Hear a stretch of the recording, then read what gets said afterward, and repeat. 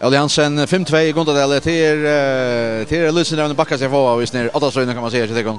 Ja, helt säkert. Det var en kärlighet för Jokon. Det var bedrövligt det står och Rauslaben tar man och ser att vinna upp på det.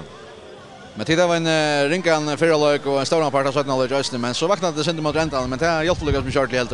Nej, jag hade det när Kronstedt spelar Linus som klarade det otroligt väl i perioden och 17 men som halt må vi bara vi känna att vi har tappat och tappade det mot den bästa ligan och om vi tappar 3-2 eller 5-2 ta kan det så. Hur sagt på stövna i åttan nu titta drakna så 60 att rum happe men följde det att i framvis är det vi är så där stått lite så att jag stått där nu. Ja, det kan svartla till 60 från 18 och till Reinars tvårdyster så det kan jag kvänta så. Det kan vi som man nila men vi rör så knappt nästa söndag eller lördag helt säkert. Det var första tävlingen jag tycker nu utövatlig och hemmavatlig och inte bedrövligt.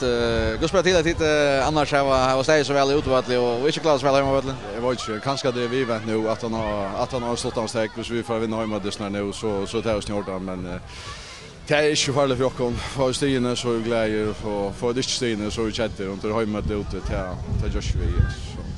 Till spela snack sagt inte väl kvalt. Vad vill du säga är det bara att ha en bättre eller är det kör klar eller det snär kvalt? Ja, så har vi några taktisk ting som riggar väl med och vi får inte flott spel så kan igen och halva och vi gör några på personliga följder till det är stått om det. Så nej, vi är inte några över det.